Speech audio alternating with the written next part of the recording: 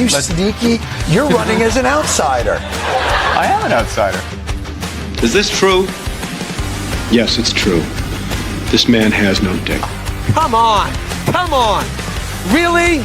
Do you smoke crack cocaine? Exactly.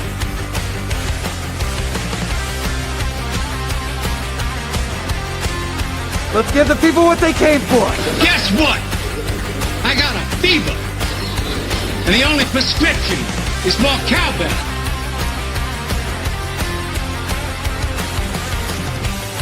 Mr. Prime Minister, will there always be a Canada? There will always be a Canada. All right, elbows out. Elbows up.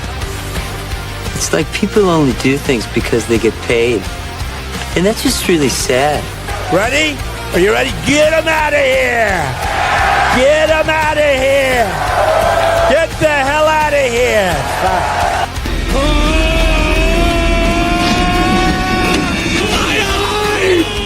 Enough with the woke shit. So the answer to that is to stop being stupid.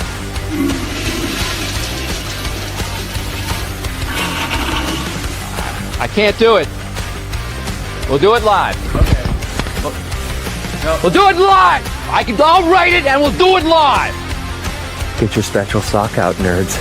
It's gonna get good. Is the federal government stealing from us? Are they sabotaging our industry? Are they taking us down the path to communism? Are they censoring us? Are they stealing our guns from us? Come on, let's go. Let's fucking go. Ladies and gentlemen, let's get ready to rumble! What's going on, ladies and gentlemen? Welcome back to Unhinged Fringe here on Wednesdays here on the channel. It's good to have you guys in here. I hope you're having a great week. I hope you weren't too put off by today's news that the Bank of Canada has come in and essentially said we're all screwed. So, hey guys, let's buckle up. We're going to be eating the bugs for a while. Things are about to get crazy. We have a lot to get into tonight's show. We're going to get a roll call started right away, but make sure you hit that like button, folks, nice and early. It brings in more viewers, and then those viewers hit the like button, etc. Mods, please remind everybody throughout the stream, 1,000 likes. I'm doing a multi-merch giveaway tonight. We'll do 2 shirts tonight. If we hit 1,000 likes, free stuff, guys. Hit the like button. Let's see if we can get there. Before we get any further in the stream, I got to bring in my brother from another mother. Good old Matt. Welcome back to the stream. Good to have you here, brother. Awesome. As you guys might notice, I got my black and gold Alberta hoodie today. I tweeted it out on my X account, which you should follow, by the way. My real name, Matt Veldkamp. I have a unique enough name that I got my own name on X. You should follow me. I'm pretty cool. Throw it in the chat. Throw it in the chat because I'll get the spelling wrong. If you haven't ordered it yet, get yourself one of these. They're beautiful. It's a name quality brand, Champion, on the hoodie. Like, it's a nice hoodie. Get one. Good. I'm glad you like them because now I can order one. Then now that I know they're good, that's. I was actually, I was so happy. I haven't got my flag yet. Apparently, the shipment of the flags from Alberta Pin got held up at customs. They did. So the man whose honey is so free he could turn Rachel Gilmore conservative with 1 teaspoon, Mike Freedom Honey, sent me one of his own personal flags. So I'm going to get that up and it'll be the new background eventually. Wow. Mike is such a trooper. You know, I do got to say one great thing that's happened this week. And if you guys missed it on the the YouTube posts, every time I think of posts, I think of Facebook, the YouTube community page. You guys have been at me for a long time. If we looked over at my full screen background, I've got my Transformers. I've got all my toys behind me. I don't know if you can see, I got Castle Grayskull sitting behind me now in its box. But something came across my desk the other day that I just had to get. And I've been looking for it a long time. You guys have been asking for it in the chat. The Generation 1 Megatron handgun version. No orange cap, folks. No orange cap. Even has the trigger working. It is quite the piece. It is going to be sitting on the set now permanently. Somebody under the post was like, "Are you a boy or a man?" Well, I'm a man who likes childish things, and honestly, this community has been saying for a long time we need Megatron on the set. So there we go. Gary is literally on his way to your house right now for that. Yep, it's Gary. Gary's been knocking on my. Hang on, Gary's knocking on the door right now. Gary, what the hell do you want? Why you no bring the gun to me and then I give you $25 gift card to Tim Horton? Do not redeem it! Do not redeem it! Do not redeem it! Why you redeem it? Oh, Gary, you're not getting it. It's a collectible. Nope. You're not getting your hands on that, Gary. We will not redeem. You bastard. We will not redeem it. No, let's get a good old, let's get a roll call going on, guys. Hit it up in the chat. Let me know where you're watching from, and then we're going to get to some honorable by the way, mentions. I don't know how you do that so fast. I tried twice to do it while you were gone, and I can't. You know, it's always one thing to be told that I'm the master, but one day the students will become the master. Let's show them how it's done, folks. Let's go right away. We got Miss Titanfall coming in from Carrie at Nashville, Tennessee, joining us. We got JD coming in from Westlock County. What else do we got here? People talking about a bunch of nonsense in the chat. David Brewer's joining us from Springfield, Missouri. Welcome in, David. It's good to have you here. We got Gina coming in, or Jinja the Epic coming in from Calgary. We've got Derek joining us from Texas. Thomas is joining us from the Beltline in Calgary. Welcome into all of you.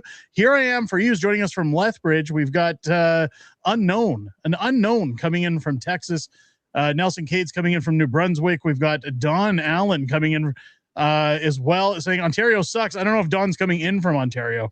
I know I'm here. He is from Ontario. Well, welcome in, Don. It doesn't suck that bad. You're there. Wildflower is coming in from Edmonton. Who else is joining us tonight? They hit me one more time coming in from Lloydminster. We've got Ryan Donald coming in from Grand Prairie as well. We've got Chris Cupina coming in as a survivor. I can't say what you've put there, but from Fort Saskatchewan, welcome in. We've got Santi Todd coming in from Arizona as well. We got Harold joining us from Wisconsin. I don't know if you guys know this. I love my American viewers. I think you guys are wonderful. You guys are truly wonderful. All of our Americans who hang out in the chat who come to watch these live streams, okay? You guys are wonderful. Welcome into all of our American viewers. We got Carol and Gerald joining us from Calgary. We've got the Bearded Outlaws coming in from Midland, Texas. Gotta love Midland. Tina is coming in from Georgia. Albertan's coming in from... Yep. Albertan is coming in from Saskatchewan. No, he's coming in from Alberta, baby. Welcome in. It's good to have you here. I got some stuff from Albertan to talk about a little later. We got another slow roll going on this weekend.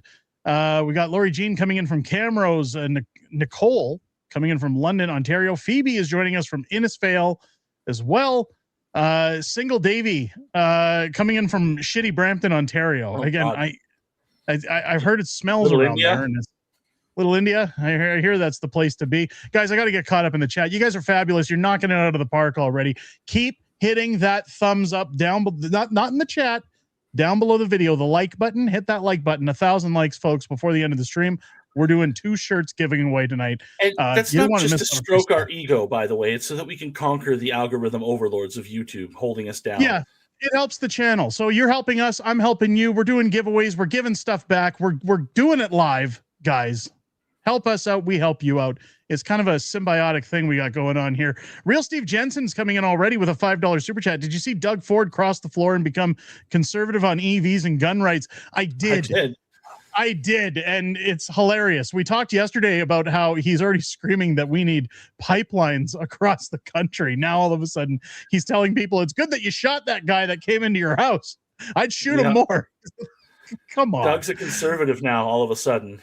All of a sudden, fancy that, isn't it? Especially right when the Bank of Canada is telling everybody they're screwed and jobs are leaving the country. Freedom Calendar, good job for Max. He does a lot of coverage of all of the multitudes of speaking events across Alberta. Follow Max. $50 super chat. Thank you so much. Happy live stream, guys. Tomorrow I'll be at the Devon Community Center streaming at 7 p.m. I might try to make it out there. That's not too far from where I am. If you guys are around the Devon area, if you haven't signed the petition yet, get out and sign the bloody petition. Get it done. Mr. Biggs, $5 super chat. I got a sorry your order was delayed card from Alberta Pin with a couple of magnets, and it was very awesome of them. A1 service. I'm glad to hear that. Yeah, it's not their fault. It just happens sometimes, guys. Feisty Fry coming in, gifting 5 unacceptable Fringe memberships to the Patriots Club. That helps the community as well, folks. Thank you so much, Feisty Fry, especially after taking a week off. We're broke over here at the Fringe, so that's always appreciated, never requested. You guys are fantastic. You guys are great. Look at you guys are so lively in the chat. It's oh, Devin is a Chris Scott info tour, says Steve Jensen. Okay, well, if you want to go listen to Chris Scott, go hang out in Devon tomorrow night. It's gonna be great. Let me Matt, why don't we talk about, you said you had some honorable where to begin? Somebody, you know what's funny, guys? We always talk about people's privacies and stuff, and I was wondering how we were going to fit this into the stream. If you have grandkids, or if you yourself has ever got onto mobile platforms and heard of or seen this Pokemon Go, we're going to start with that. All right. Let's start with that, because that is alarming as hell. Well, and it's the same thing with like all the other stuff too. Like when you do the 23andMe or whatever, the DNA, like they got hacked and everybody's DNA got released. But here we have Pokemon Go. I don't know if any of you guys played Pokemon Go. It was all the rage during the lockdowns. I played it with my daughter. But for 8 years, 143 million people walked the streets to catch a Charizard. The reality is you were working for free. Niantic just admitted that players' cameras scanned parks, storefronts, sidewalks, everything, buildings around the world. The loot, a visual database of 30 billion real images. It wasn't a game. It was the secret construction of the world's largest AI data set. Today, Niantic uses your Sunday strolls to sell visual navigation systems to delivery robots without GPS. No company, not even Google, could have paid a fleet of vehicles to do what we did with Pokemon Go. So they took all of that, all those images, everything you scanned, and put it into a virtual database. Unbelievable. Isn't Unbelievable. That fun? So that's Canada or the United States, folks, and they're selling your information. Well, everywhere in the world, the whole world. Yep. They're selling your information. The whole world. They're literally watching everything you do. This is the same thing that I remember back when they were doing like webcams on TVs and stuff, and people were always concerned about, hey, should I be activating that on my TV, because isn't my TV spying on me at that point? Isn't I didn't hook up my smart. I didn't even hook up my smart TV to the internet. I just run everything through my PlayStation. Exactly. Well, that or PC or something. Like I refuse. But it's like all of these things. Like my ex-wife tried to get me to do the DNA thing. I'm like, I'm not spitting on a thing and sending my DNA to some company. And then turned out like that another company bought those companies and they're using your data for who knows what. And then they got hacked and everybody's DNA got like released. It's crazy. No. Yep. Yeah, and everybody just thinks it's the latest trend, right? Like don't give your information up, folks, ever. You know what you can give up? Your Saturday this week. Albertan sent me this the other day. The 21st on 21 Spring Road Rally signature hunt to the whistle stop. Calgary, Edmonton, or Red Deer, March 21st, Highway 21. They're rolling out slow roll this weekend. Al, sorry, I don't have the email pulled up. Can you just drop in the chat what time that is or where it begins? With these gas prices, that's balls, man. I know, but Al sends me all of these emails, and he's really good with this stuff. He's really good at organizing these things. Kudos to him and his team for getting this done. I know John Bolton's talking about being there. John, Alberta Patriot's going to be there as well. It's there. It starts at 10. Where's it leaving from? Al, throw that in the chat for me. We'll throw that up as well. Guys, these slow rolls I've been told are happening pretty much every weekend from now until the end of Signature Collection, possibly beyond. So keep your eyes open for those. You want to make sure you're supporting you, even if you can get to the slow roll once. It's good to go. Unfortunately, I won't be there because look, guys, I got to apologize because a lot of people have said, hey, Fringe, how come you're not at these events? You should be representing for Alberta. I'd love to. We just got home and we're exhausted. I don't know if you know this, but when you take 3 kids to a theme park for a week, it's not really a vacation for the parents. And all we've been doing all week is catching up on laundry, cleaning, getting the kids to all their extracurricular stuff. And yes, we're broke. So we gotta literally just take one weekend. One weekend, guys. What's the price of gas where you're at? So gas, it's funny because I mentioned this in a video today, actually. Gas in my area, in my neck of the woods, it was sitting when we left Calgary. We flew out of Calgary because they have directs. Yeah, Al, please throw it in the chat because I don't have that poster pulled up right now. Just throw it in the chat for everybody. Guys, look for Al's post. Al, if you can just throw it in there, I'd appreciate it. I'm sorry I didn't have it ready. we took a direct out of Calgary and then drove back to Spruce Grove when we landed. When we landed in Calgary, fuel was somewhere around the $1.60 mark. We drove home. And when I got back to Spruce Grove, the average price for fuel was somewhere around $1.30, $1.35. And then yesterday it shot up to $1.65. So we're sitting around $1.65. So much more than Edmonton area. It's always kind of been that way, I've noticed. I don't know if it's because Edmonton's the capital or because this is where the premier is, so she gets the deals. I'm really not sure. That's what it is here in Manitoba. It was $1.65 last time I looked. Yeah, it starts in different spots. Todd's saying if you're talking about the slow roll. 167 in New Brunswick, I'm seeing 147 in Leduc. Yeah, it's all over the place. And that's the biggest problem, is that when I see the fuel prices these days, you don't really know what to believe or what to take at their word, because a lot of it is just price fixing. Another end of it is just, this is the actual cost being pushed on to consumers. There are 2 gas stations in Spruce Grove that every weekend, like every Friday, the gas goes up by about 15 cents. And then Monday it drops every single week. No explanation for it other than it's price fixing, which is illegal, but nobody calls them on it. Nobody gets it done. Yeah. So 60% or something, I keep trying to hide the thing, but the chat keeps moving. 60% of our fuel price, especially these days, is tax. And I got a thing for this. Hang on a second here. I'm going to get Bradley Wilcox, $2 super chat. Have one weekend where everyone gets together. We're trying to organize something. I may have something in the works with a few others for an upcoming weekend, Brad. Thank you for the $2 super chat. Keep your ears to the tracks on that one. Mike Drader becoming a member for 4 months. Thank you so much. Welcome back. Were you able to pick off Donald Duck at the arcade as he waddles a bit goofy? No, I didn't. But you know what? We had a good time. The kids had a fantastic time. Just after we wrapped up our Friday live stream, where I spent my birthday here hanging out with you guys for about an hour before we went into the park, my daughter went into one of the souvenir parks and bought me a keychain with a Mickey Mouse hat that said "Best Dad," and she said, "I'm never going to forget this trip." And that right there, folks, was what it was all about. So thank you for that, Michael. Always. It was fantastic for my kids. Steve Jensen with another $5 super chat. Hotmail and Samsung Galaxy phones keep wanting to update terms of service. Wonder why. I'm refusing. Yeah, don't give them your info. Don't give them your info. What do you got, Matt?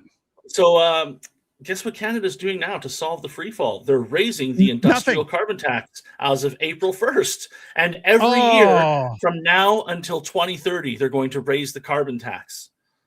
Of course. Yeah, but I thought we got rid of the carbon tax. I thought Mark Carney put it to 0. Yeah, he did. The consumer carbon tax, but the industrial carbon tax is still there. And he didn't repeal the law. He just set the rate to 0. So when they feel like it, when they really got us by the nizzos, they can turn it back on anytime they want. Yep. But yeah.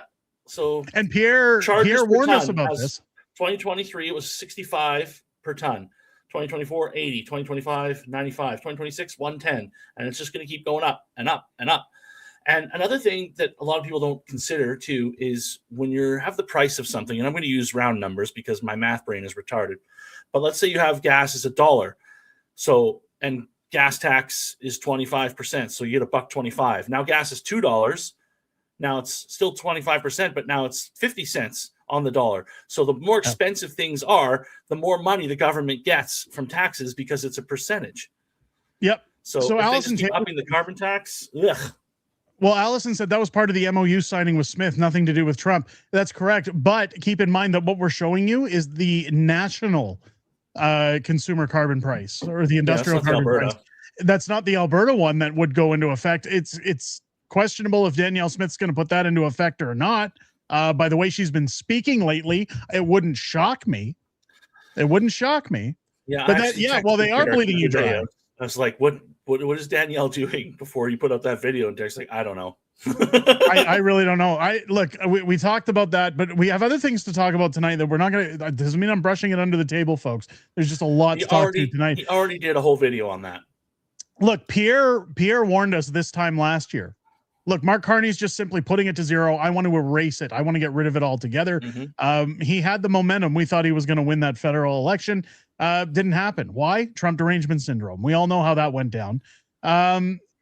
everybody's talking today, and people were saying, "Hey, Fringe, where's the video? Where's the video about Pierre going on Joe Rogan?"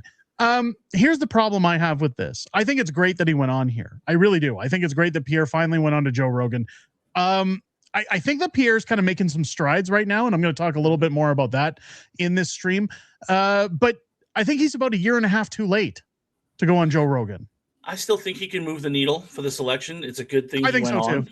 But I don't know, how anybody expects anything to be.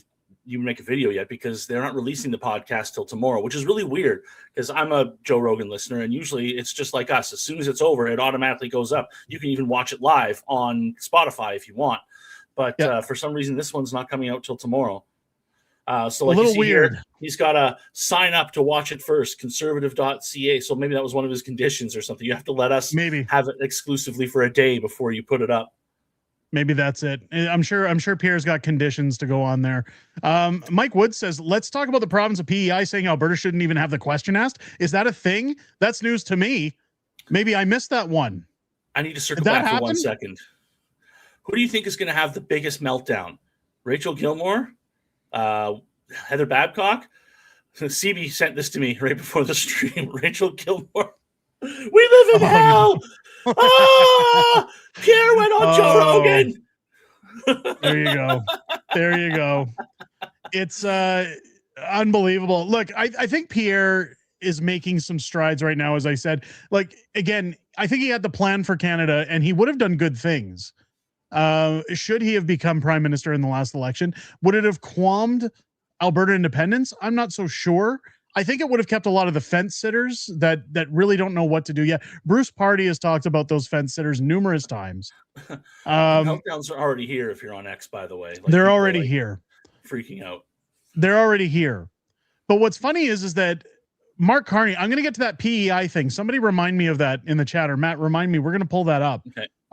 But I showed this on today's video. I just want to circle back to this today because this was kind of funny. We don't talk about Pierre a lot on the channel because I think a lot of people have had it with Pierre. I don't blame them, but at the same time, I'm still a part of Canada until we vote our way out of Canada with Alberta. I still want Pierre to be prime minister, even if Alberta leaves. I still think he's the guy for the job. And whoever's in charge of what he's doing now, they're just letting Pierre be Pierre right now. I think this is the best thing for him.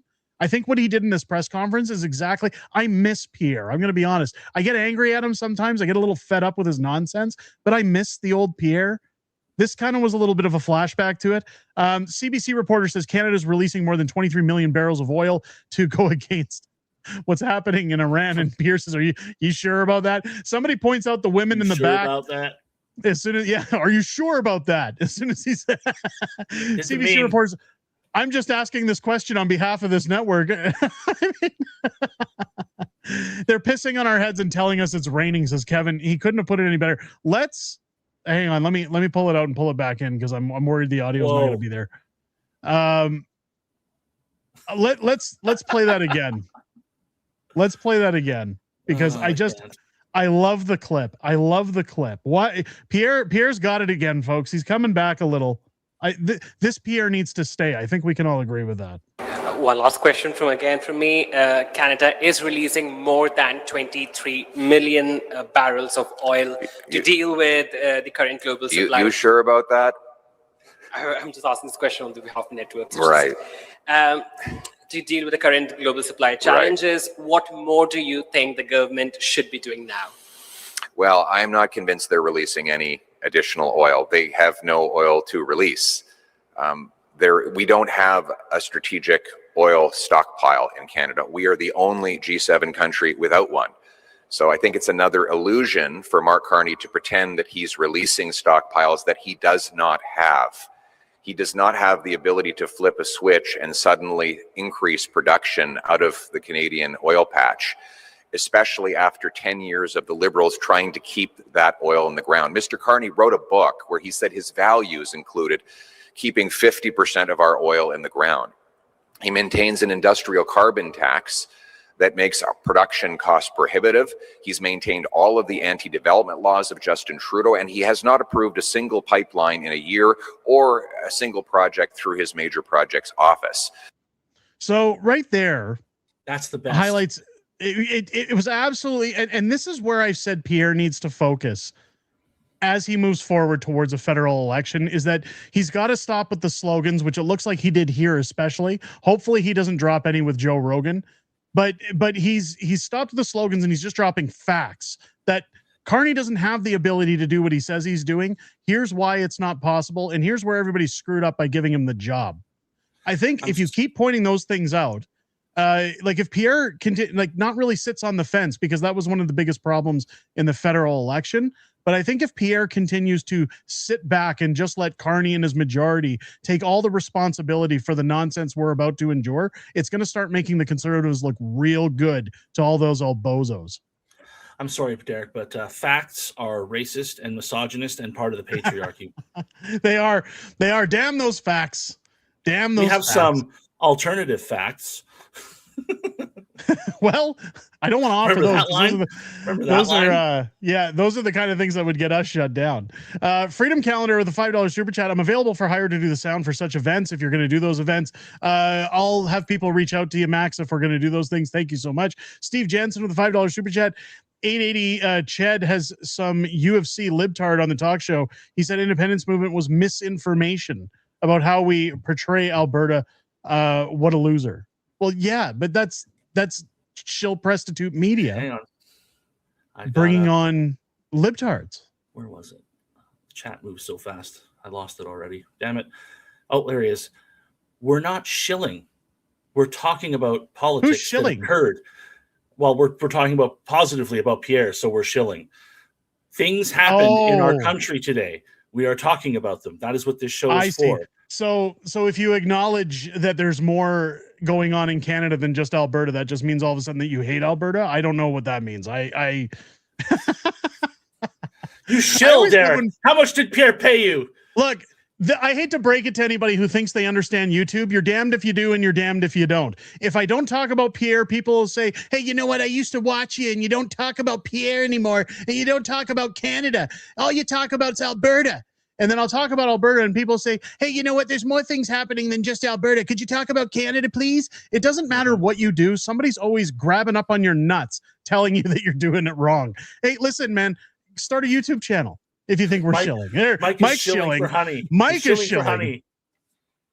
It's here it is. I just checked Spotify for Pierre on Joe, and I don't see him tomorrow. There yet. I guess tomorrow. It's tomorrow. It's tomorrow. Shilling or sharding? Well, I'm not going to be on. I'll be a little honest. I'll be a little transparent. I think I might have just pushed one through a little too hard there, but we'll see. We'll see. Bruh. The point of bringing up what Mark Carney was saying is because there's definite lies going on in this country that we have to admit. That the mainstream media has to admit. Nobody's really admitting them in the mainstream.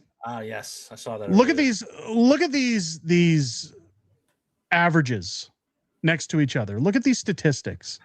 And the one on the left, that was enough to force Trudeau to step down. And now Carney has a 66 approval rating with his numbers. Right? It's unbelievable. So the average unemployment was 6.6%, 6.7 under Mark Carney. And this is a year after he becomes prime minister. What is it he'll always say? I just got here. National deficits at 45 billion. Now it's at 70 under Mark Carney. Food inflation was at 3.2. It's now at 4.1, and it's going up, folks. And Trudeau had to go through lockdown. Trudeau had to go through lockdown. So where's this deficit coming from? I mean, he didn't have to go through lockdown. He could have not done that. But what I'm saying is lockdown happened while Trudeau was in office. So obviously the economy was in the shiter. How is this 70 billion under Carney? Where's the deficit going? Oh, right. Ukraine. Brookfield, Ukraine. It's going to the Dominion Uganda. of Brookfield. Uganda for lollipops. Uganda. It's going to Uganda. Going to Uganda. We got to frozen veggies are up 200%. It's going to get worse. Like everything you buy, folks, everything you need in your life, your fuel, your vehicles, the tires you put on your cars, the lumber you use for building things, the screws you buy to put the lumber together, your food, your clothing, everything gets here some way or another, either by truck or by rail or by air. And all of those things take fuel, folks. Well, so what do you think is happening to your food? Because all of the construction, like I'm seeing it in my industry, there's lots of projects that are on hold because of the tariffs, and then you add the carbon tax on top of it, and now the fuel price spike. Like it's multiple layers of getting fisted all at once. Yep. Bend over and take it. Don Allen with a $20 super chat. Thank you so much. Alberta independents, save yourselves. I agree.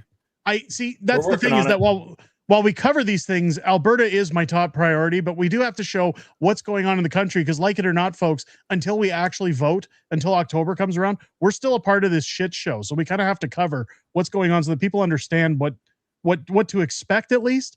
So when they say, oh, the food prices have gone up, it's because of greedy CEOs and grocery stores. No, it's because we don't invest in our own infrastructure. We don't invest in our own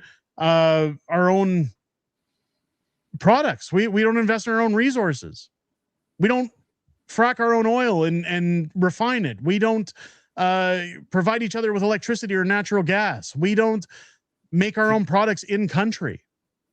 We get it all from around the world. And then sit there with our jaws open when these things happen, when these world issues happen, and say, oh, geez, how come things are so expensive? Well, because we keep everything in the ground or underutilized so that we're screwed when these things happen. Harley Squirrel Nuts in the studio today. Oh, all Harley Squirrel Nuts. All percentages are up 200%, like literally. What I'm trying to say, independence is our only hope. Pierre is an enemy of independence, as far as of course he is. He's a federalist. He's a federalist, but that doesn't mean that we have to ignore what's happening around the country. Look, this is a Canadian politics podcast.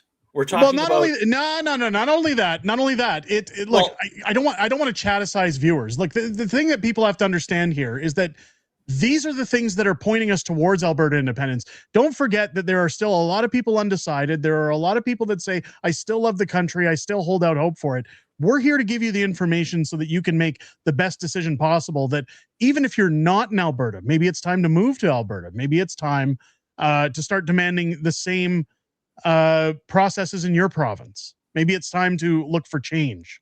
There's a reason to the madness, folks. So please don't think we're shilling. I mean, look, if I was the pleb and Pierre was handing me a check, okay. If I was flying business class everywhere I go, folks, please call me a shill by all means. But giving you the news is not shilling. And saying that I like the strides Pierre's making, that's just my opinion. That's just opinion, guys. Let's not get wrapped up in it, shall we? What else do we got here? Steve Jensen with $10 super chat. Carney's decided to appeal the Emergencies Act. This now ties him to Libs and Trudeau instead of leaving it alone. Major mistake, I think, on his part, and it's a good mistake. I've got a video on that tomorrow. Make sure to check it out. Again, we had to talk about the economy today because of the Bank of Canada. But I agree. I wholeheartedly agree. It's a huge misstep, but it's good. It's good that he's doing that, because now it ties him in with everything and gives the country more time to fall apart. Like, people got really upset with me on today's video when I said, hey guys, the whole country's going to hell and I think it's fantastic. And people were saying, why are you celebrating the demise of Canada? Because it's the only thing that is going to get rid of the Albozos from voting Liberals. They can't blame Donald Trump for this one. So no, those things are good things. Keep letting them come. Speaking of letting things come, guys. Do not come. Do not come. I'm gonna come.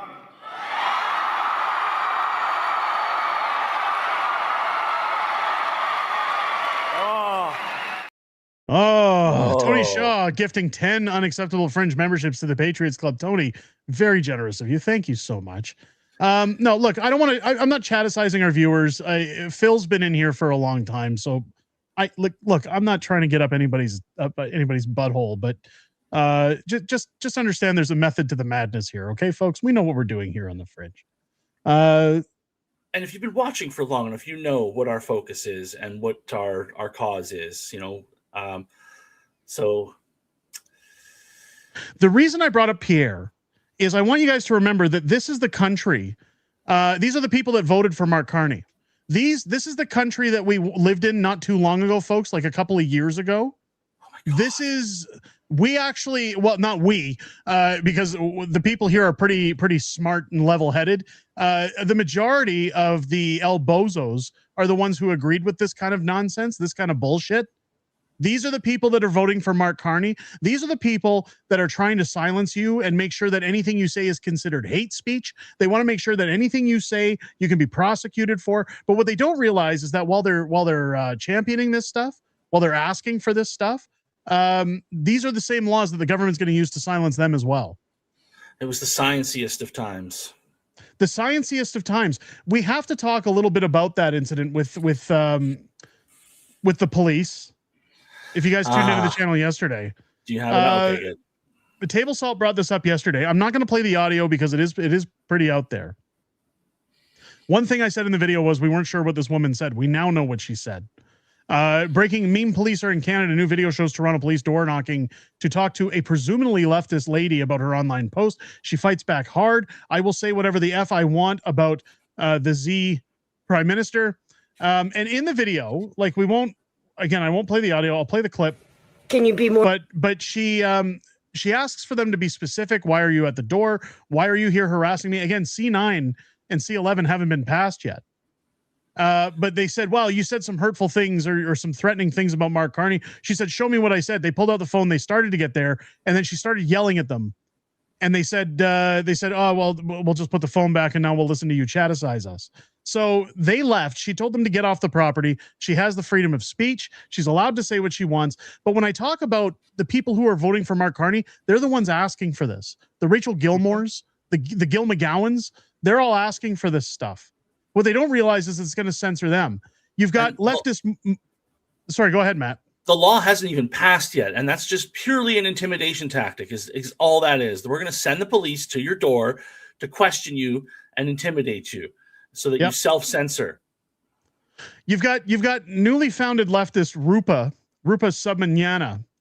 I actually hung around with Rupa when I went to Ottawa, and she was pretty level-headed back in the Freedom Convoy days. She was pretty. I followed her. Yeah, she was right. You know, she's all left now. She's totally left. Backs Mark Carney. She loves him. Absolutely loves Mark Carney. She posted what was said. So let's put into context what was said, because people will say, and a lot of people had mixed opinions about what was said and why the police showed up. So this is what this person posted at Mark J. Carney. You effing traitor. F you, F you, F you. I'm coming for you. You sick, twisted F.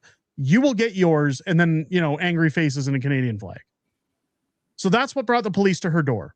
And a lot of people said, oh, that's uttering threats. That's a presumed threat. The police can come there. That's very, it's very vague, because she didn't make any physical threat to his life. And people said, oh yeah, but that's still considered a threat because he's the prime minister. Somebody had sent me an email saying this. In fact, somebody approached my home door with a pipe not too long ago. And he was arrested because he physically did something to my home. But I get emails like this all the time. And the police just say, add it to the file. They're not going to do anything about it. If you need more proof, Table Salt tweeted out, hey, I think I found someone who needs a door knock from the meme police. Here's national news coming out. Canada, we're coming for you. Cindy Woodhouse elected national chief of the Assembly of First Nations. So is that a threat? Is the First Nations threatening us now? Should they be approached and threatened with arrest now and told that they're uttering hate speech? If the First Nations can say it. If we're coming for you or I'm coming for you is a threat, then that whole speech Trudeau said where the unvaccinated are misogynist and racist. Should we tolerate these people? Like, if that's a threat, then that's a threat. Yep. You don't want to get on a plane or a train and sit next to those people, right? Right? The left is completely twisted when it says, oh, well, we're going to perceive this as a threat, but then when we say it, it's okay. It's okay for a rule for thee, not for me. Guys, go ahead and call your dads, tell your dad your alternative lifestyle as a gay communist, and then who knows, maybe eat a lollipop. I don't know what flamers do with their time, but I'd imagine it's something along those lines. I just can't anymore. I just can't. I like, there's nothing wrong with saying I hate you, Mark Carney. Look, we do it on this channel all the time. All the time. We're coming for you. That's kind of gay. It's a little gay. I'm not going to lie. It's a little gay. Not that there's anything wrong with that, But we got to get into what's happening in the news and why Mark Carney's tanking the country. Matt, what do you got? What do you got? And then we're going to get into what I got. I'd like to talk about Let's talk about BC. We were just talking about First Nations. Let's bring in what's going on in BC. If you guys thought the land grab was getting out of control, buckle up. It's about to get significantly worse. So, as you know, there are now 2 tribes fighting over Vancouver, saying they own it. And the property values in those areas, people can't renew their mortgages because of the uncertainty. The property values are tanking. So the BC NDP recently passed a budget that officially allows the BC Assessment Office to ignore any land claim that is affecting your property values. So basically, if your house is worth $1 million, but now you can't renew your mortgage and your property is worth nothing, the BC government does not have to take that into an account when assessing your property for property tax that year. So they can still tax you at the actual value of your home after they've totally screwed the value of it. So let's spell this out in crayon, folks. If you are sitting on a property in BC right now that you can't sell, that your bank won't renew your mortgage, that you've been told may be impactful as to what your actual ownership is, the province or the city you reside in can still send you a property tax assessment and say, we still value your house at this much money and you're going to pay us X amount of dollars in taxes, even though we've also sent you a letter letting you know that the ownership has been impacted on your residence and you may or may not own it. I'm sorry, kettle meat pot? Like what are we talking about here? What the hell is this? This is where you know we've entered peak clown world. Like that people get this in the mail and they go, okay, I guess I owe some taxes. I don't understand how you can be a person in government. Like, I understand their logic because they're like, well, if people can't pay taxes on their properties, then we don't have any money to do anything. So we still have to tax them. So I understand, but I don't understand how you as a person sitting in a government office can do that to people after you already screwed them. It's all about the tax. I don't understand what kind of person it takes to do that. But I mean, I'm not a leftist politician, so... A lot of people have been sending me emails talking about this new equity tax that's supposed to come into Canada.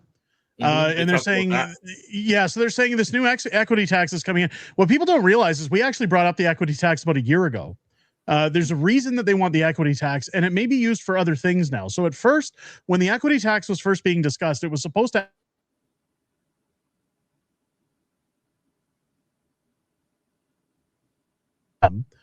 so that lazy welfare state recipients could sit and claim thousands of dollars a month for doing nothing. They didn't have to work. They didn't have to get jobs, all while you and myself and other people who own their properties are taxed into oblivion on what the value of their home is every single year in order to pay for that program. So there's a reason that they're doing this. There's a reason that they're taxing equity. It's because it's all they've got left. They can't tax you anymore at your job or you'll refuse to go to work. They can't tax you anymore at the pump because then you can't afford to go to work. And they can't tax you anymore on the goods you receive or else you can't afford to buy them anymore and you keel over and pass away. Oh, so now they have to say, well, you get what I'm saying, though, is that they can't implement some major tax that is going to screw with your life other than saying, well, it looks like you have one little thing in your life that's considered an asset. That might be your home. So now we're going to step over and say, yeah, you don't actually really own that. That's for us. Property tax is already the most egregious of taxes there is. And to tax you on the unrealized, on the equity of your home is insane.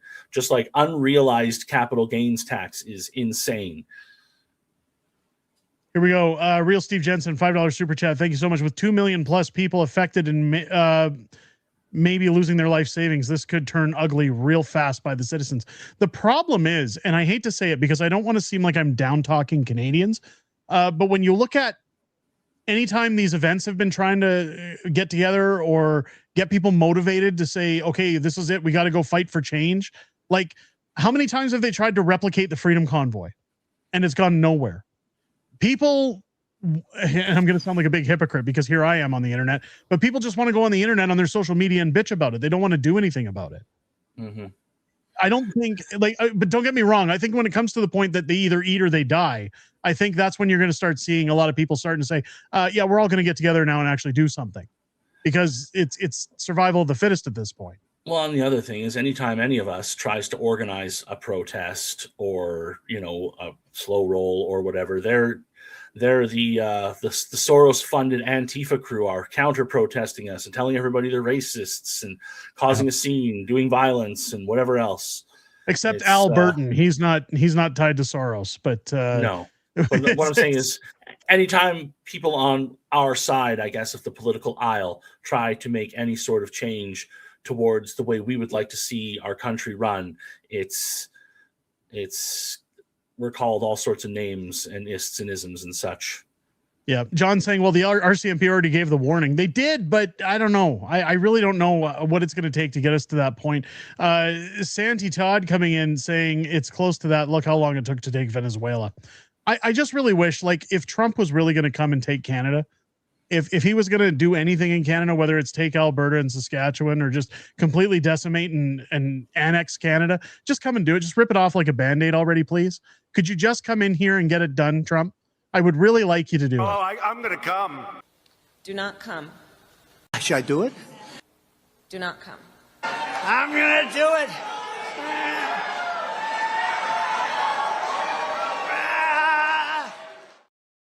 Yep, just come and get it already, Trump. Just do it. I'm gonna do it. I'm gonna do it. Well, he doesn't have to. He's just gonna wait for us to implode. Well, it's already happening. It's already happening. Let's get into that. Let's oh, wait a minute. Did I miss somebody in the super chats? I think I did. Jim Brown with the $5 super chat. Well, it isn't telling people to apply for Meta Threat. It is technically. It depends how you perceive it, I guess. Thank you for the $5 super chat. Mike came into the $2 super chat, 1,000 likes, and I'll eat pineapple pizza on the show. Oh, that's a biggie.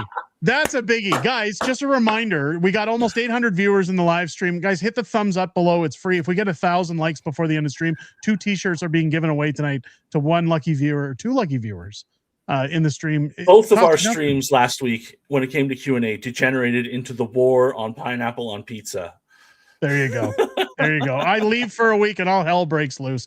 Guys, hit the like button, will you? It helps bring more viewers in. It helps push us. It pushes us out onto YouTube and says, hey, look, these guys are live. You should go watch them. Hit the thumbs up. The Super Chef coming in with the 279 Super Chats. Steve Jensen, stop laundering cartel through Fringe. What? Cartel money? I wish Steve, I had no. cartel money. You're rich. Listen, Steve, I'll happily take cartel money. Please keep laundering it through here. I'll give you a cut. Don't worry. It's... Wish I had that kind of match. All right, where are we going next? Well, let's get into why Trump isn't coming in. He's just going to sit on the sidelines and let Canada implode. The Bank of Canada came out today and basically said, "Hey guys, we're screwed three ways to Sunday. We have no idea what to do. We can't fix it. We can't stop it. So sorry." Canada is officially that skinny blonde girl sitting on the couch surrounded by black dudes. We're dead. We're canceled now. We're canceled. But here we go. The questions that were being asked, they try to say that it's all based on Iran, and then they're asked about the food prices and how things are going to get. They can't even answer their own questions. This is how you know we've totally hit peak. You're screwed. Sorry, before we go, this is exactly, they're going to use C9. Far right YouTuber personality asks for cartel money. There you go. We started it. Don't forget, we started it here on the Fringe, folks. Here we go. Let's go. How is the Bank of Canada thinking about food inflation right now? Are impacts there, in your view, mostly transitory compared to exchange rates and the upcoming energy price influence, or is it becoming a more persistent problem? Look, you can see the look on his face. Like, he doesn't even want to answer. He's just like, oh shit, can we just stop? Can we just please? Like, look, the country's screwed, okay? And what I loved about this press conference was that they never once came out and said, this is what happens when your government's run by idiots, or when a banker comes to manage the country and just instead lines his pockets and portfolio. Nope. They sat and blamed Iran, even though it's only been happening for a couple of weeks. They blamed a number of other things. Interest rates are going up, folks. If you're about to re-sign your mortgage, go do it now before the interest rates go up. I think they're going to go up a couple points. Things are about to get real scary. In the wider inflation basket. Yeah, we have been looking at this closely. I'll ask Kellen to say a few words on this. Yeah, I mean, the governor mentioned this in his opening remarks. I mean, we're starting from a position where food inflation continues to outpace headline inflation a bit. It's certainly adding to that sense of affordability that Canadians are feeling. Energy shocks can affect food prices. And again, it comes back to the previous question. It depends a lot on duration. We import a lot of our fresh foods, so transportation costs add to food costs. There's inputs to fertilizer costs that are being affected by the war in Iran. Persists, that could have a longer term effect on food inflation too. So again, we're back to it's a bit early to tell what the effects on food inflation will be, but again, no mention of, well, our government's led by idiots. And this is what's actually causing it. They're attacking the United States on the trade circuit. So that's what's affecting a lot of our prices. So Iran's been going on for 2 weeks. The gas prices have only been up for a week, but that's what's causing everything in our country. I don't know how people buy that crap. Like, the economies take long time to turn, to what they become. Like, you make a decision now and it's weeks or months before you start to feel it on a national level. Yeah. Smitty saying Canadian dollars going down the toilet. Dude, the whole country's going down the toilet. The whole thing is finished. The economy, it's laws. all done. It's all done. But you know what? Look, just stick with me here for a second, because I don't want everybody to think that because I can see it now with people saying, oh, he's pro Alberta, he doesn't care about the rest of Canada, that's why he said what he said. I think it's great. Again, I think it's great, and I'll tell you why. And I'm going to bring up my picture that we usually bring up, because it's going to paint the picture that I'm trying to illustrate to you guys. This red zone, half of Canadians live here, half of Canadians decide who runs our country. This is where all the elbozos are. So when I talk about the elbozos, when I talk about Ontario, when I talk about Quebec, this red zone is what I'm talking about. I'm not talking about good citizens in Canada. But things are about to get a lot more difficult for the people in this red zone, officially. After the Bank of Canada came out, and after the UN even announced that they're broke, I think that's fantastic. That's amazing. Cities like Toronto that are in here, Toronto's about to go belly up. Their housing market is already at an all-time low. Their sales have completely fallen apart. I believe they said that it was the lowest it had been since the 1970s. There were less than 400 home sales in all of Toronto in January, according to a video we did. So Toronto's going to collapse, which means life for those living there that huff their own farts, that want to sit and talk and preach to you about why the environment needs saving and green energy policies, Mark Carney good, Orange Man bad, the elbozos, they're about to suffer the likes of which they've never seen before. And not all of them can afford to go back to their parents' basements. So the housing values are going to plummet. So it's not just British Columbia that's losing the values on their homes. Everybody in Toronto, people who bought $1 million row houses less than 6 months ago, are about to suck up and lose all that equity. They're going to lose their entire investment, their shirts off their backs. Interest rates are going to skyrocket. And within 6 months of Mark Carney umming and umming, their lives are about to get considerably worse. They're not even going to be able to afford to eat. So when people like Pierre come around and say, hey, it's time for another election, they're not going to say, oh, go against Donald Trump. We don't like Donald Trump. They're going to be saying, Pierre, we're starving. We have nowhere to live. Like, this is as of March 15th, Ecos poll. Liberals, 48%, up, +4. Look at that red. So the only way that's going to change is if the liberal elbozos in that red zone get punched economically right in the face. That's the only thing that's going to fix this. Because these people, our country is forked, and these people will still vote for Mark Carney because Orange Man bad and Pierre say mean thing. Yep. Mike says, I think she said food inflation. Inflation depends on the inflation of food. Yeah, I wasn't going to point it out, but thank you. This is the intelligence level of those speaking. It's what they're essentially telling you is that Well, we just said it, you're screwed. I don't want to keep hammering it into everybody. I really just like I try to keep it positive where we can, folks. The positive on this, the positive is that those who voted for Mark Carney are about to get what they deserve. And Alberta, all those in Alberta, and again, this will go back towards Phil. People who are pushing for independence, anybody who's been sitting on the fence now can start to understand how much more beneficial it is to vote for independence and get away from the governments that put us here, from those who continue to put us here, how we're never getting off that treadmill, how it's never going to work out for us. This is and keep in mind, we're not having a referendum vote until October, but this is the ace up the sleeve we needed. And this is one of the things I spoke about back in January. The better things go in the federal government, meaning the worse it gets, the easier convincing those on the fence to vote for independence is going to be. It's essentially an easy win. Yep. How do you convince anybody to stay in Canada? The ability to vote themselves out. What is it, Finland that I talked about today that had the largest backup fund in the world because of them using their oil and gas? Yep. Like Alberta could do the same thing. For everybody who says Alberta would be broke, Alberta wouldn't be able to do it. No, we would be greater than Finland. We have the third largest deposit in the world. You think about what's happening in Iran right now. Think about what's going on in Iran and the price of fuel. Think about what we could do if we were a republic right now and Canada came knocking on our door saying, "Oh, guys, we need oil and gas. Like, yeah. we don't want to pay these prices for the Middle East anymore, and you guys don't have any emissions caps. We already have the pipelines in place. We need some oil and gas." How rich do you think Alberta would be right now if we were our own republic without all of these bad laws the federal government's put on top of us? Norway, not Finland, Norway. Thank you. They're right next to each other, right? Some Nordic nation. It's the Nordics. Regardless,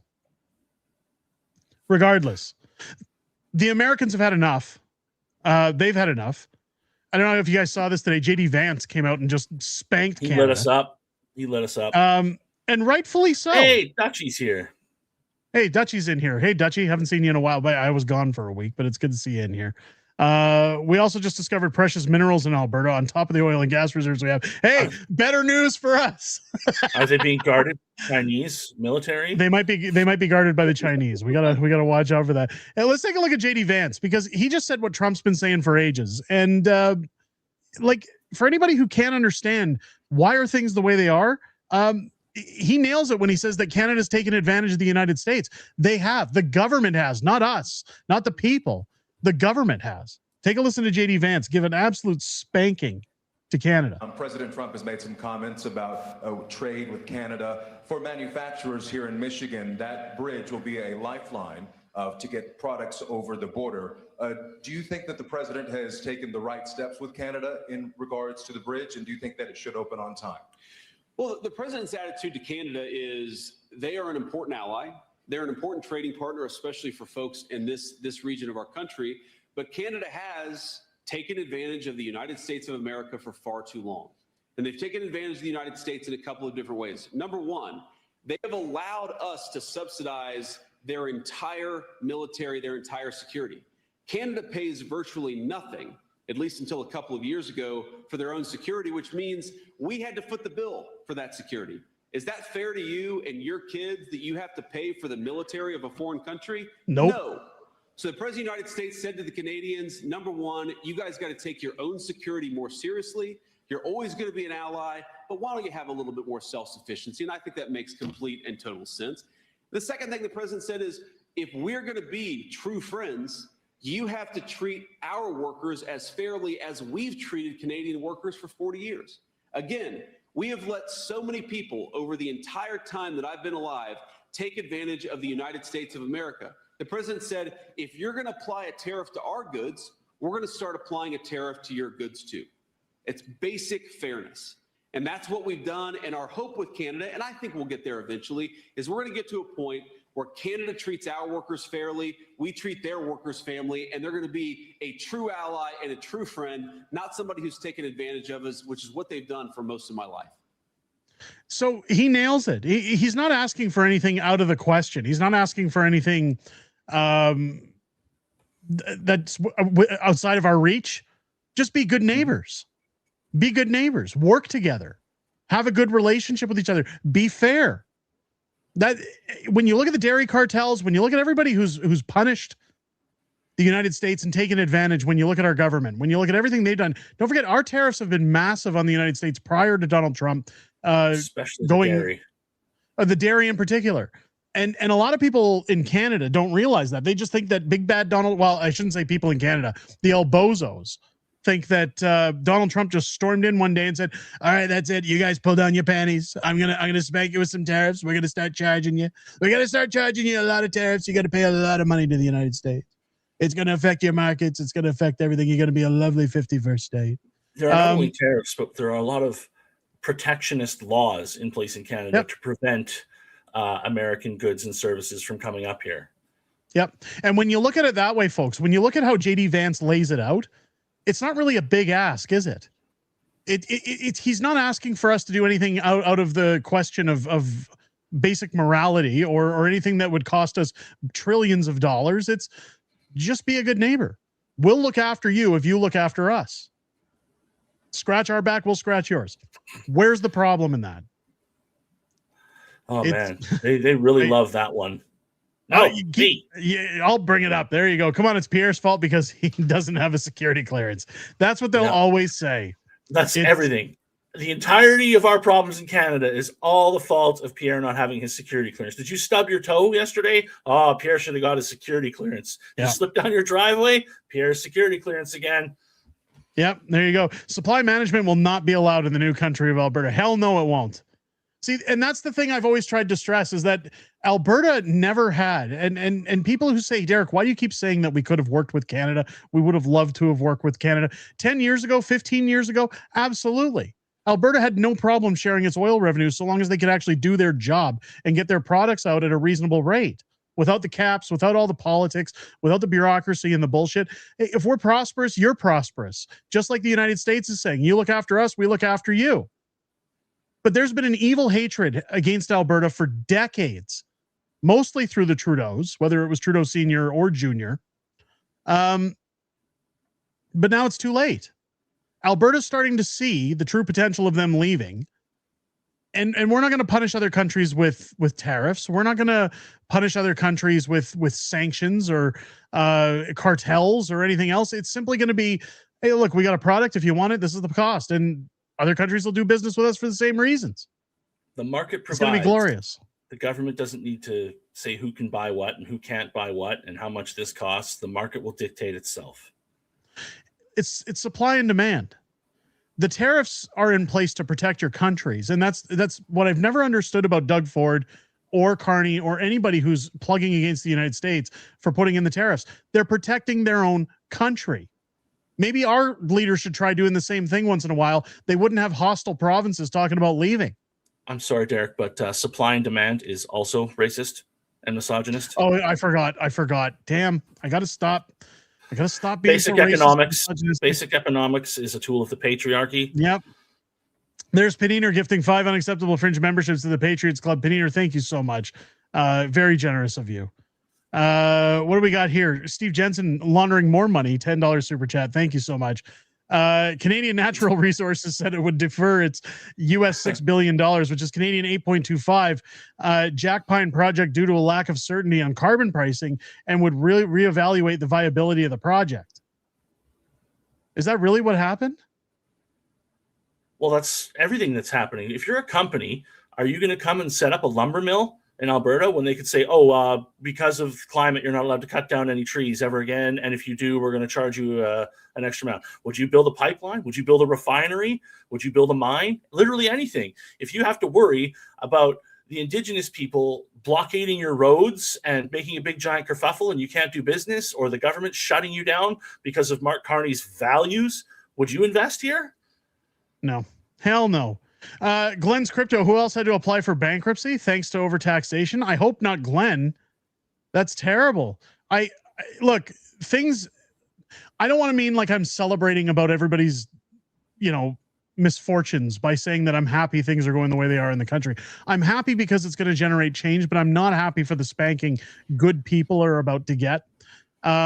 I know people. I mean, look, my wife at one point talked to us because we had to sit down years ago. Like I'm talking like 15 years ago, because we found out you actually have to pay more taxes being married than if you were just common law.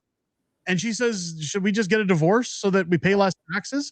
And I said, how do we live in a country where that's the case, where if you're married, you have to pay more to the government versus just because I have something for this. Sorry, topical. We'll skirt around a little bit for a second about our immigration problem and how they say we need 1 billion or however many more Indians to immigrate to our country. Oh, here we go.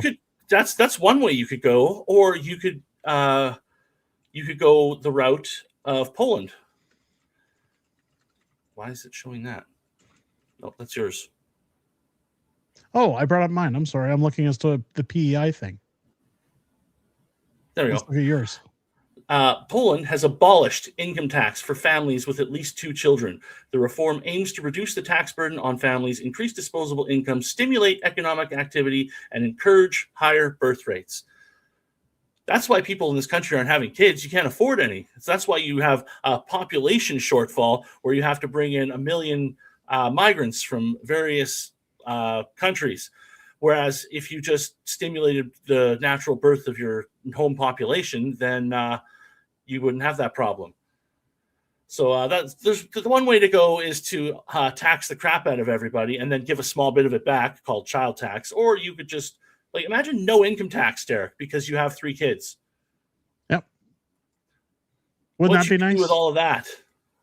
If you multiplied like cockroaches, I mean sand people, I mean immigrants. Yeah. Hey, you're allowed to say that stuff. I'm trying not to get your channel in trouble. You'll have Obi-Wan Kenobi walking around going, these children are not the products of regular Canadians. They're definitely done by sand people. Dutchy.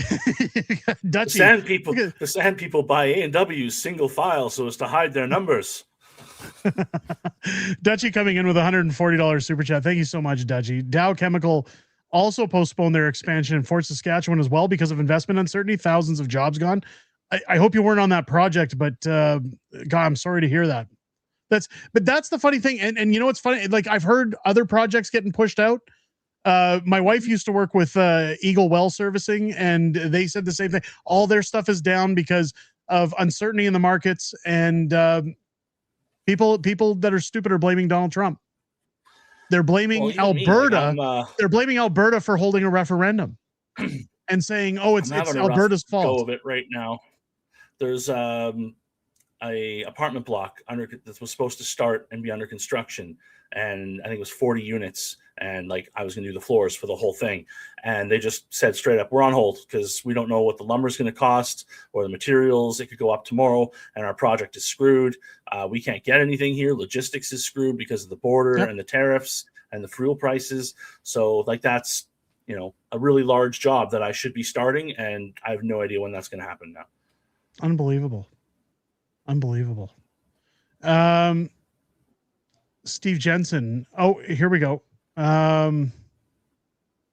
says he sent me the article on PEI. I don't see it in here, Steve. He left a $2 super chat. I sent the link in an email to the article. I didn't get it. Links sometimes go into other boxes, so I apologize. Steve with another $2 super chat. Oil companies blame libs, carbon pricing, and they blame everything. Has the shirt been given away yet? I missed the last 2 weeks pretty much. No, I was away with the family last week. We didn't hit the likes. We're trying to hit the likes tonight. Guys, we're sitting about the same amount of viewers. What are the likes at? Can somebody tell me where the likes are at right now? Rob Hildebrand, $2 super chat. Alberta leaves, investors would run to us. Absolutely, investors they would. Love certainty. So if you're in a new country where you're not going to put forth all these weird carbon rules and allow certain special interest groups to disrupt projects, then yeah, of course they're going to invest. 644 guys, can you guys hit those likes? We're about half an hour out from the stream finishing. We need 1,000 likes in order to give away something on the stream tonight. Let's do it. This didn't used to be so tough. Every week I'm like, I don't know if I'm going to have enough to talk about tonight. And then this week I have more windows open right now of things to talk about than I have at any other time ever. There's too much. We're not going to get to it all because there's only 20 minutes left. But it's funny because hang on 1 second. I want to bring this in. Okay. Because this is the excuses you're going to hear. Northern Perspective had this up on Twitter. Mark Carney was asked about the tariffs. Here's the excuses coming already. Every time you hear it, it's just another excuse in the government. Take a listen to what Mark Carney has to say here. Prime Minister, it's your one-year anniversary. You promised major projects. You promised to remove tariffs that the U.S. had levied against us. I promised the best deal for Canada. That's the difference, Judy. And we have the best deal for Canada right now. 4,000 jobs were lost. What results do you have in this first year that you can present to Canadians? I think many Canadians would feel that it is a disappointment. Judy Trin. So we have the best deal in Canada right now. Do we? You sure about that? Yeah, you sure about that? I'm gonna have to make that clip of Pierre saying, "Are you sure about that?" It's like this is classic word salad and deflecting of leaders. I'm just gonna keep saying I'm not wrong. I didn't do anything bad. I never said I was gonna get you guys the tariffs removed. I just said the best deal possible. No, you said you were gonna go to bat with the tariffs and that you were gonna get a deal, not the best deal possible. I mean, he got the best deal for Brookfield. He got the best deal for Brookfield. They're doing great. They're doing great. The Tony Shaw comes in with a $10 super chat. Who's that woman nodding and weaving? No His idea. handler, probably one of his media managers. Probably a handler would be my guess. But look, at the end of the day, folks, this is all we're going to see. So if you're in Alberta, and Matt, you've got some stuff to talk about with Alberta independence. We're going to get to that. When you're in Alberta and you're looking at, do we have the numbers? Are people really going to vote on a referendum in October? Are they really going to put their best foot forward when it comes to independence in this country? I think so, yes. I definitely think so, because you've got Mark Carney just smiling and deflecting. Notice that politicians haven't really talked about Alberta. A lot of people have said, I think it's because they're going to shut it down. They're going to try and muddy the waters with the referendum questions. Guys, this genie's not going back in the bottle. I think that's the one thing people forget to put into account here, is that it doesn't matter how much you muddy the waters or how much you try to deflect or how much you try to pretend like an ostrich by putting its head in the sand that this isn't a real thing. It isn't going away. Even if something were to happen with this referendum, we're still moving forward. It will happen again. They're going to try, though. They're going to try, but it's not going to happen. Breaking from the Rise of Alberta, Jeff Rath retweeted this. A left-wing Calgary account tried to rig an Alberta independence poll, and it backfired badly. Even after blocking a huge amount of independent supporters from voting, the results still came back, yes, 64%. And Jeffrey Rath saying, our canvassers are reporting door-knocking results that confirms that polling. Wow. Unbelievable. So they tried to rig it, and they couldn't even rig it, that the support was so strong. Yep. Too big to rig. That's it. That's what we're trying for here. Too big to rig. And again, so I've been very, we'll just say I've been very negative about Bruce Party. I've just left my opinion as to where I view Bruce Party. Look, part of it for me is that when you look at constitutional professors, lawyers, etc., I speak frequently with two constitutional lawyers that are in Alberta that are highly regarded. One of which who is involved in this movement heavily. The other one who, well, they're both kind of involved heavily. I think you guys know who I'm talking about. But I just choose to listen to them over Bruce Party because they're in Alberta. They understand the rules and laws of Alberta. They've helped formulate the question of our referendum. So I just choose to kind of take what they're saying. But one thing Bruce Party has mentioned is that, look, it's going to get muddy between other provinces, that they're going to try to muddy the waters. And you do have three different grounds. You've got those who are firmly against independence, those who are strongly supporting independence, and those who are in the middle ground who maybe haven't necessarily gone one way or the other. I talked about this in one of our videos this week where I said, even articles had said that they're either in polling situations from Abacus polling or other polling institutions, which again, nobody really cares who the company is. We know it's rigged. But they've said that they are either strongly opposed or somewhat opposed to what's going on. That's that middle crowd. So you still have a very large crowd in the middle that are sitting on the fence, so to speak, that are watching what's happening real time with the country and saying, do I vote for independence or do I stick with the country? Is there something the country can give me that's better to stay? A lot of people have said that what Danielle Smith is doing with her questions is what's going to give people the thought process that there is some kind of deal that, hey, Canada can still work. Danielle Smith is offering us a third option, that we can negotiate something better within federalism, that we can stick around. And what Bruce Party mentions is this isn't possible. And that's why somebody needs to call out what Danielle's doing if that's the case. This is why we need a single standalone question on a ballot, is because there is nothing that can be done without opening the Constitution. And what a lot of people aren't educated enough to understand that are sitting on the fence is that you need 7 of 10 provinces to agree to it, and Quebec gets a veto. So there is no way to open the Constitution. There is no way to negotiate better terms for Alberta, whether that be our transfer payments, whether that be the Senate, whether that be our votes and what they represent on the board. None of that, none electoral reform, nothing is on the board. If Danielle Smith's purpose is to muddy the waters with a third option that isn't viable or isn't possible, she's going to go the Jason Kenney route. I'm fearful that this is going to be the only opportunity we get to vote for independence. But the movement isn't going to die off. It's not like Danielle's going to screw with things. People vote for a third option and then magically it doesn't come and then people get mad and we can't do it ever again. What you're going to see is the UCP lose their jobs. You're going to see a third party emerge more powerful than the UCP, that are grassroots driven, that are driven by people who are fed up with politicians, who actually push for another referendum, who aren't going to take the time to get signatures. We're just going to say, we're holding another referendum and it's going to be a single question on a ballot. And that's it. So I guess stop worrying so much is what I'm trying to say about Danielle. Stop worrying so much about what other people are doing. This is why I say that anything that Bruce Party's talking about is fear porn. It hasn't happened yet. It doesn't mean it isn't possible. And it doesn't mean that I don't like Bruce Party before everybody gets all bunched up, because there's a lot of people who think that I don't like the guy. What I'm saying is there's no point in focusing on those things or getting anxious about those things when they haven't happened yet. The first task is signatures. Let's get the signatures done. When the signatures are done and we know how many signatures we have, we know we're getting a referendum. Next comes the campaigning season and the push for a single question on a ballot. That's what we have to do, is take this in steps. If you try to get the horse ahead of the carriage, you're not going to win the race. You're not going to finish, and you're not even going to cross the finish line. We have to be smart here and not lose our heads. At least that's the way I see it. Sign your petition or have your destiny decided by Ottawa. You choose. Yep. Wholeheartedly agree.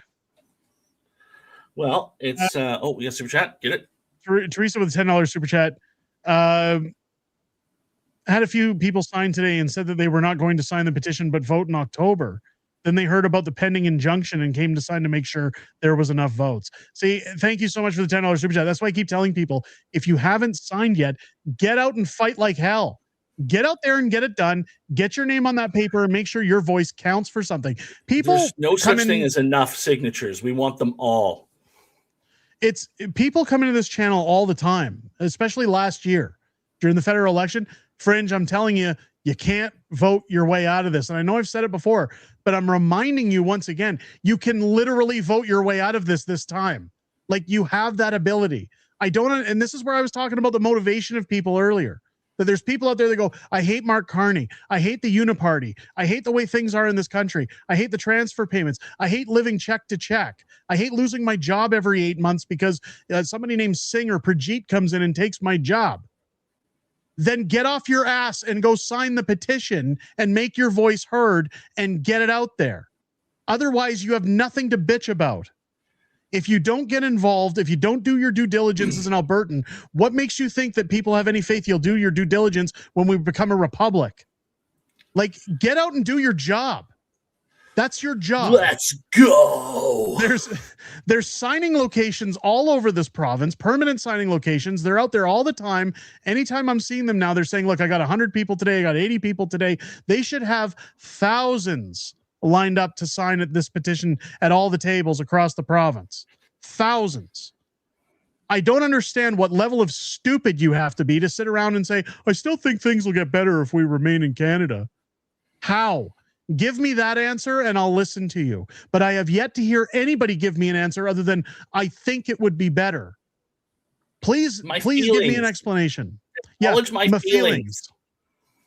If you're going to sit there and tell me I'm okay with paying more money, I'm okay with my money going out the window every time when I get paid, 40% of my check go into taxes, I'm okay with being charged industrial carbon taxes, I'm okay with food stores taking massive costs for the products that I need, or massive prices on the things I need. God, I'm getting all tongue-tied. If people are going to sit there and say, yeah, I think I'm okay with being told where I can go, who I can be around, how I should vote, that I can't drive on vacation because elites need to fly all over the world while I'm burning the world down. Give me a break. We're done. If you're sick of the woke stuff, go and sign the petition. It gets rid of all of it. Your woke schools, your underfunding for teachers, hospitals, medical staff, your medical system, your judges. Your gun grab, your guns, privacy invasive bills. You name everything. Everything. Listen to people. They're all God, they need it, don't they? They just need it. Guess what? I got a fever. And the only prescription is more cowbell. Look at Tony saying, I hate paying taxes. Join the club. We all hate taxation is theft. Tony, thank you for the $20 super chat. You're so generous today, Tony. All of you have been very generous. I have a question. I get the first question for Q&A. Okay. All right, let's go. Is there any word on another big rally in Edmonton this time from the Stay Free Alberta people? Not yet. I think there They should do one like a week before the end of the drive, just to really hammer it in and get those last stragglers in. Have a nice big There party. were a few of us trying to organize something. I haven't heard back, so I'm assuming that's dead in the water as of now. I think right now the focus is strictly on signatures. I think that's let's get the signatures in. Let's get past, this injunction. And then they're going to start talking about it. I think I've heard some people putting rumblings in. Some events might take place in April. I really haven't heard a lot on that movement yet. Again, I try not to bug Mitch or Jeff or any of those guys right now because they've got a million things going on in these last few weeks. All right, suggestion. Then we'll talk with them. Yep.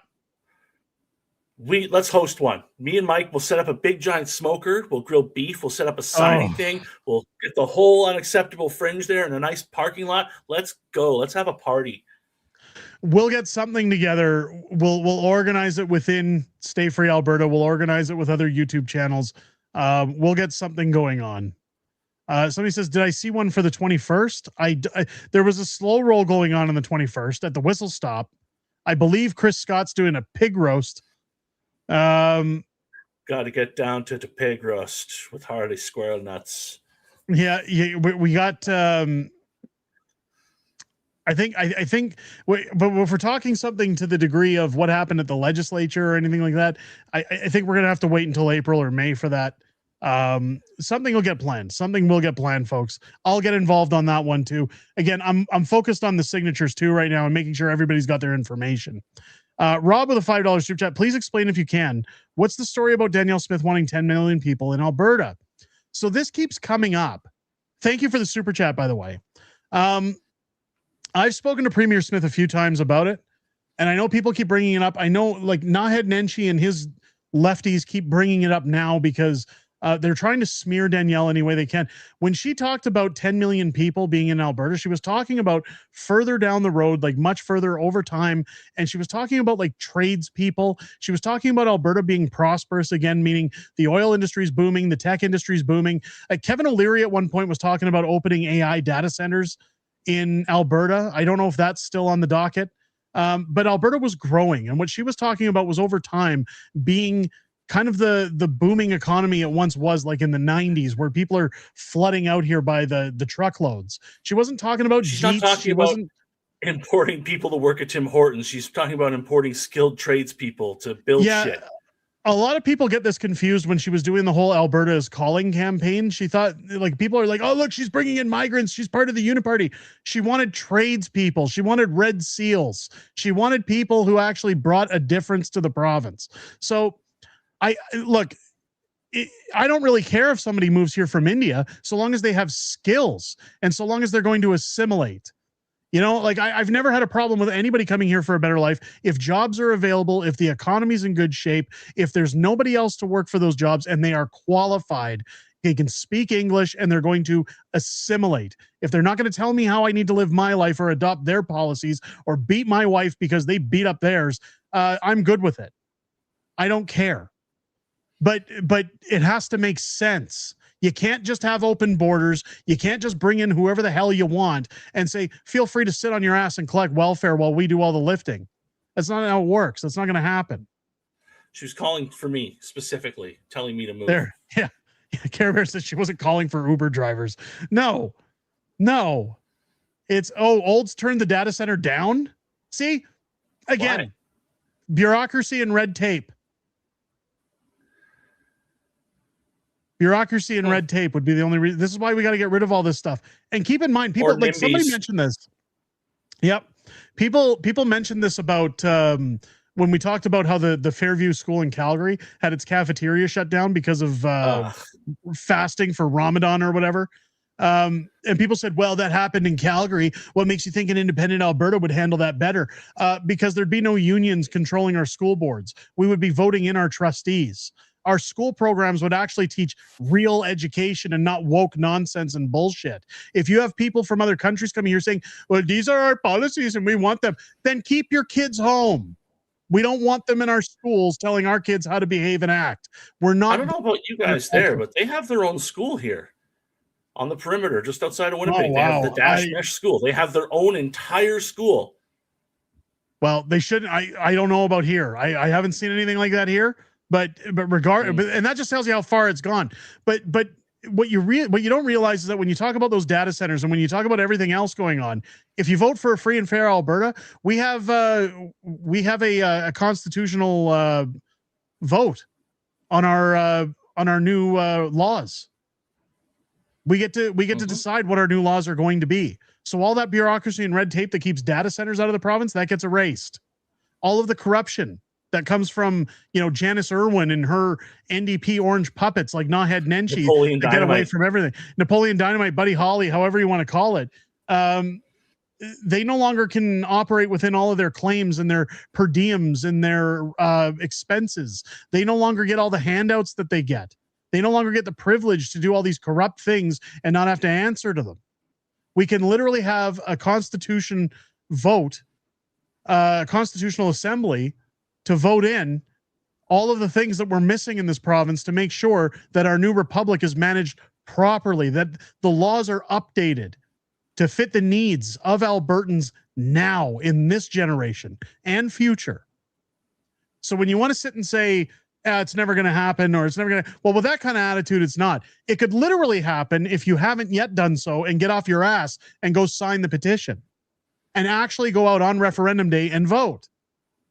Don't sit back and say, well, but don't sit back and say, well, we have enough signatures. I know we have enough signatures. Folks, I'll tell you right now, we have enough signatures, but we want more. We want to send a message. We want to know how big this is.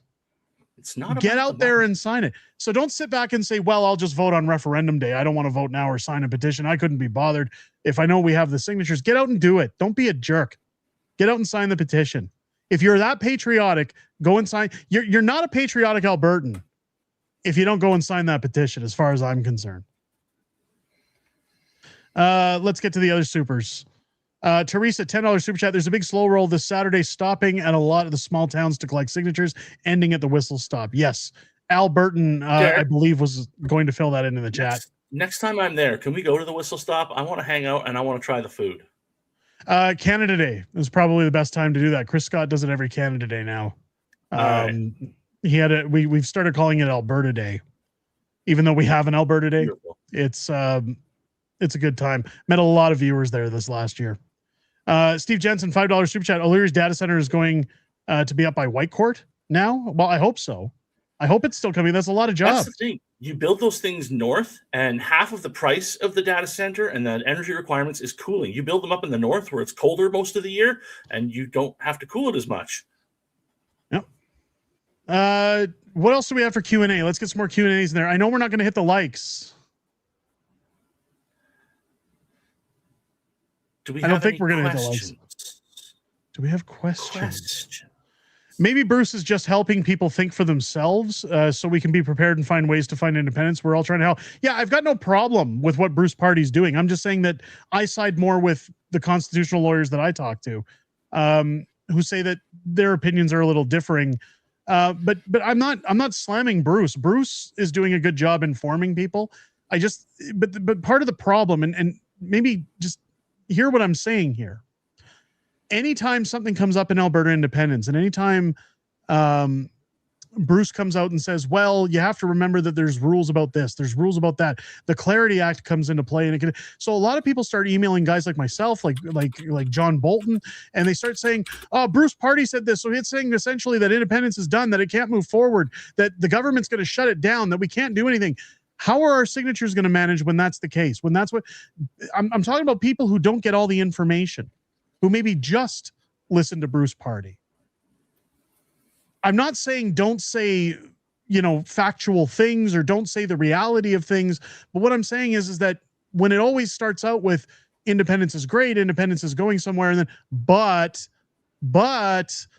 it starts to get people a little worried that it's a nothing burger, that it's not going to go anywhere. And it isn't beneficial. It's counterproductive, I think is the best way to put it. So that's why I don't particularly listen to what Bruce has to say. And again, doesn't mean I don't like him. I don't mind Bruce. I'd have Bruce on the show. I'd talk to Bruce anytime. He's tagged me in Twitter posts, so I don't just magically hate Bruce Party. I just think that when you're giving people information and then tell them it's not going to happen, it's a little counterproductive. That's just my opinion. I think I'm entitled to that. So we've addressed this on the channel a bunch of times, but if we end up with a referendum that has the independence question and all of Danielle's questions on it, answer them all, because we don't want to create any confusion. We don't want them to classify it as a spoiled ballot. Just say yes to the ones you're yes to and no to the ones you're no to, and just make sure you're saying yes to the most important one, but answer them all, please. Yeah. I'll stick with that for my answer too. I respect Bruce, but don't agree with everything. That's the best way I could have put it. Thank you, Lori. You literally just put the words in my mouth for me.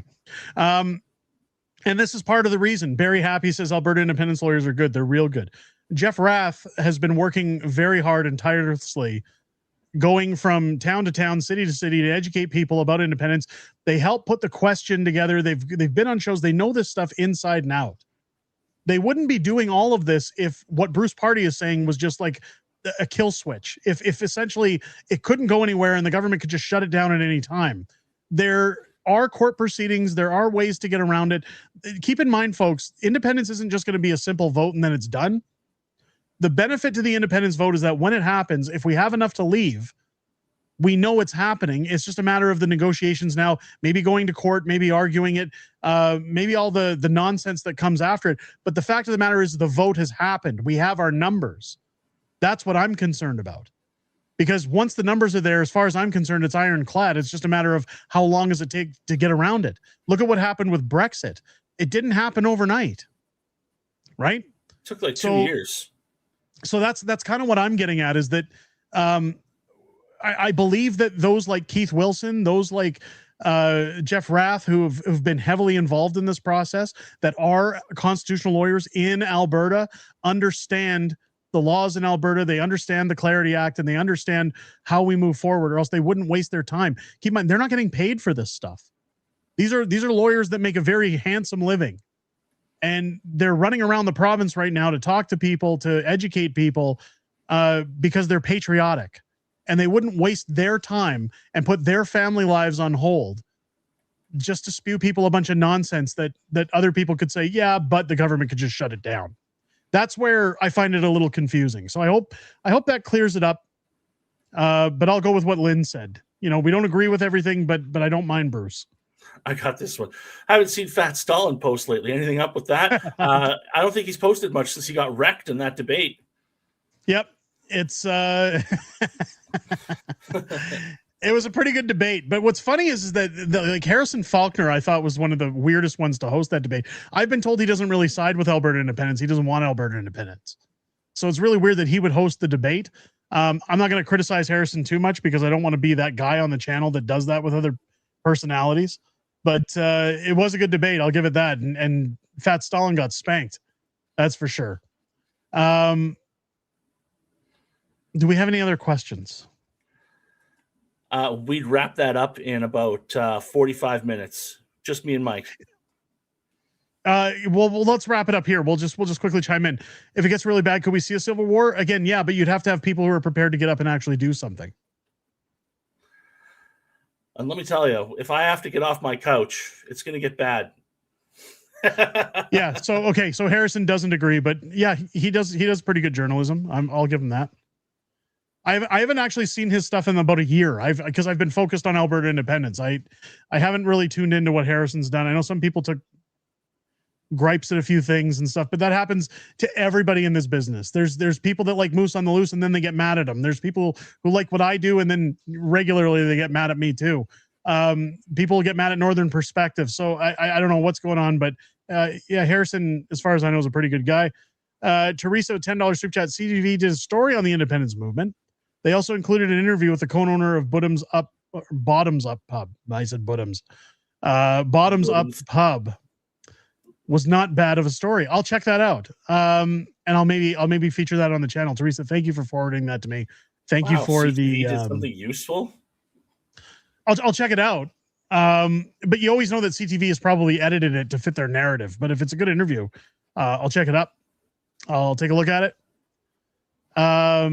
You should have Bruce on the show. Derek's cool, Matt's cool. This will be awesome. Hey, maybe we do bring Bruce on the show. Maybe I'll talk to him. I'll reach out. I know folks know Bruce. Yep. See you at the beach. Jordan Peterson is awesome. Jordan Peterson is awesome. I've spoke with. He's been super low key since his health issues. Well, his health issues are the big key there. And again, I try to stay updated with his family as much as possible. I've spoken with his reps a few times. As far as I know, he's at home. He's doing somewhat better, but he's not out of the woods. Every time I see the doc, I always joke with him that, hey, we got to get you on the channel. And he always laughs and says, if you can convince my people to bring me on, I will sit down anytime you like, he says. And he's not saying that just to be a jerk. He has a very busy schedule when he is up and running, between his shows, the Peterson University, everything he's doing. But Godspeed to the doc and his recovery. He's been one of the friendliest people I've ever met. And every time Mrs. Fringe and I run into him and have the time to sit down and talk, it's always a fun time. He's whatever you see on television, like he's a very smart intellect, but he's so much fun to just sit and shoot the shit with. Like he's a really funny guy. I really like being around Dr. Peterson. He's amazing, very friendly, cares about everybody. He would help anyone who comes out and asks for it. I know I got mocked a lot for when he was going to offer his endorsement when I wanted to run for mayor. He didn't know me from a hole in the wall. He knew a little bit about what I'd done, but he believed in a citizen going up against the machine. So when I asked him for his endorsement, he just reluctantly said, sure. I said, oh, great. Tamara Leach was there with me, and I immediately, he offered his endorsement. Like, we couldn't believe it. But that's the kind of guy Dr. Peterson is. He likes connecting with people, and he likes what they have to say. And he likes helping. He likes helping wherever he can. So I really hope he gets back on track and gets better. We're over the 130, aren't we? What are the likes at, folks? What are the likes at? Insufficient. I know they're insufficient. I'm just curious where we made it to. Because I know Snatch is going to yell at me. Everybody's going to yell at me. Where are the likes at? Where do we get to? Teresa, $10 super chat. Article name, End of Alberta Independence Petition draws near as extremists weigh in on the outcome of voters backing separation. Thank you so much, Teresa. I will check that out. 787. It's 1,000. It's 1,000. I'll tell you what, guys. I'm going to be nice and I'll give away one shirt tonight because Dutchie did pay for a number of them to give away. I don't want to keep holding on to them because it's not fair for Dutchie to contribute like that. I'll give one away tonight. Let's see if we can get it up by Friday, shall we? We're getting it up by Friday. Well, when Mrs. Fringe is around, hopefully not. We'll see. I knew you were going to throw that in. I knew as soon as I said it, I was waiting for it. Woo! I was waiting for it. Let's get the old wheel of fortuitousness going. I didn't have it loaded up. I'm going to get a spin going on. Spin the wheel. Spin it now. Just a reminder, because I did have some people who won stuff a few weeks back and they didn't email me until like a week later. And I had to inform them, I'm sorry, we had to redraw. Like, it's 24 hours. You got to message me within 24 hours. John